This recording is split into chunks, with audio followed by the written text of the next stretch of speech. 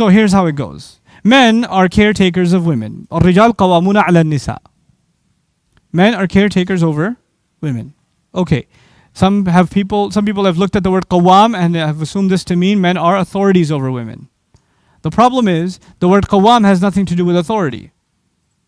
The word qawam actually has to do with maintenance and taking care of something. It is the same origin from which we get the word al-qayyum, the name of Allah, who takes care of all creation, the one who maintains all creation. Allahu la ilaha illahu al-hayyul qayyum.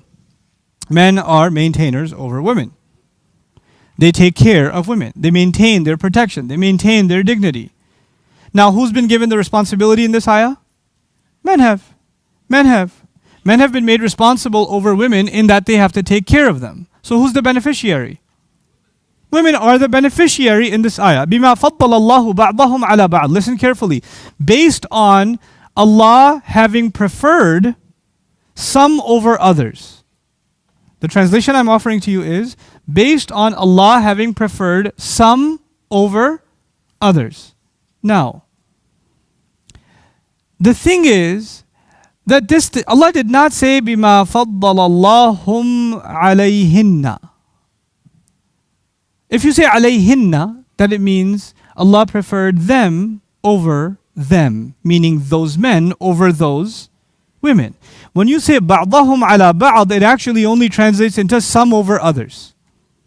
It does not say بِمَا فَضَّلَ اللَّهُ بَعْضَ الرِّجَالِ أو الرِّجَالِ عَلَى النِّسَاءِ. It doesn't say that. Some over others. Now what in the world does that mean? It actually means that Allah gave preference to women in the case that they receive benefits. They don't have to take care. They don't have to provide. Why? Because Allah gave them the benefit that they don't have to provide. Allah gave men certain advantages. And it seems in this beginning of this ayah, actually, Allah has given an advantage to who? Women. Now, okay, maybe you're not convinced. So let's see why. We can look further and find what. And by the way, some things men have been given an advantage. And since we're talking about advantage, Allah is saying, by the way, some of them have been given preference over others. In some things, men have a preference. In other things, women have a preference. But Ustad, there's an ayah in the Quran. There's an ayah in the Quran where men have a degree over women. لِلرِّجَالِ عَلَيْهِنَّ دَرَجَةً. Allah says it. Men have daraja. Daraja means what? A degree. عَلَيْهِنَّ. لِلرِّجَالِ عَلَيْهِنَّ daraja. Men have a degree over them. Now, hinna, you guys know now, Arabic students. What is it? Those women. Men have a degree over those women. Now, listen to this. وَلِلرِّجَالِ عَلَى النِّسَاءِ daraja. If you say وَلِلرِّجَالِ عَلَى النِّسَاءِ daraja, that means men have a degree over women. But if you say وَلِلرِّجَالِ عَلَيْهِنَّ daraja, which is what Allah says, men have a degree over them.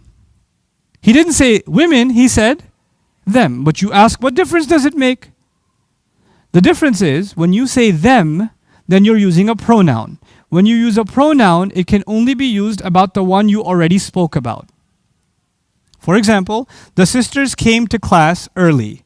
They were doing review. When I say they were doing review, who am I talking about? All women? Who am I talking about? The sisters I just mentioned, isn't it?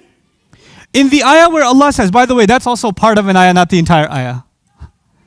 That they have a degree over them is part of an ayah, not the entire ayah. What do people love doing? Piece of the ayah, which is an injustice to the Quran. Khair. In that ayah, what happens? Husband and wife are getting divorced. Mutallaqat. Women that have been divorced. She's carrying a child.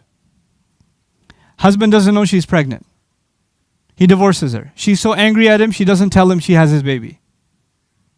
She doesn't want to tell him. Allah says, you have to tell him. Allah says to the woman, you cannot.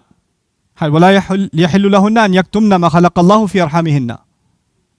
It's not halal for them to hide what Allah created in their womb. They can't hide it.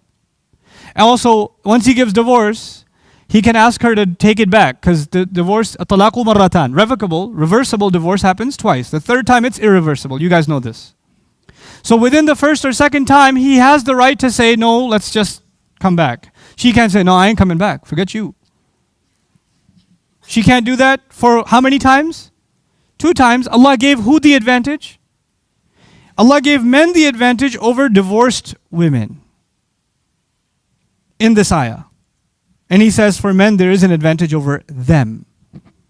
Is He saying men have advantage over women, all women? That's not the ayah. The ayah is about women that have been divorced. The women that have been divorced. We do the exact same thing. A woman's testimony is half that of a man.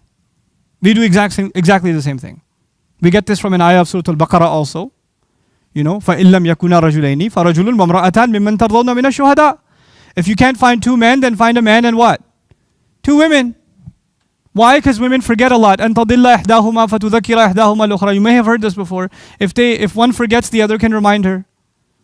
First of all, that's not even the translation. أن تضل الضلال means confusion. And nisyan, nasiya means what?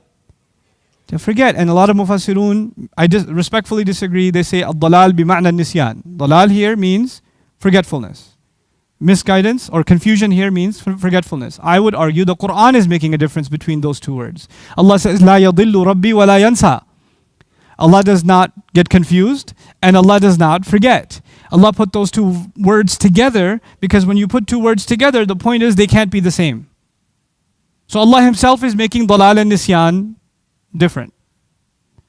So in that ayah is actually about the confusion of women who are not familiar with business contracts. So at least two of them are there. As they're listening to all the clauses of the business contract being discussed, one of them gets lost, the other can help her out. That's that context. But now let's come back to this ayah. In this ayah, there is some have been given preference over others. Now, وَبِمَا أَنفَقُوا مِنْ أَمْوَالِهِمْ. And because of what they have to spend from their money. Now you could think of they have a degree over them because they have to spend. Yes, in some things they have a degree. They have authority in the home. They're the Amir of the house. But as a matter of fact, they have an advantage because Allah says they're the ones that have to spend. Women don't have to spend. She doesn't have to spend from her savings. She doesn't have to spend from her income. He has to spend. So who's got the advantage? In some sense, in some authority or in some decision making, men have an advantage, but in actually taking care of the finance or being a recipient of the finances and a beneficiary, the woman has the advantage. He's not doing her a favor by taking care of her. Allah made him a qawwam. He's doing his job. You know, وَبِمَا أَنفَقُوا مِنْ أَمْوَالِهِمْ.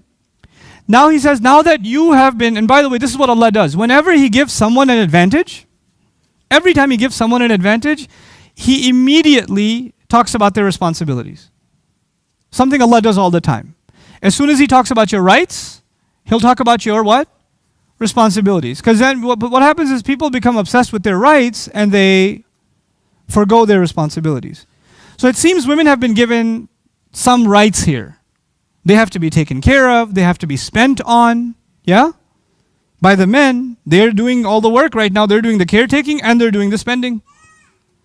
So now what are the responsibilities of women? فَالصَّالِحَات, good women, قَانِتَاتٌ, they're subservient. Some argue subservient to Allah because qunut only comes with Allah. But also in being subservient to Allah, they're also being subservient reasonably to their husbands. In other words, they listen to their husband.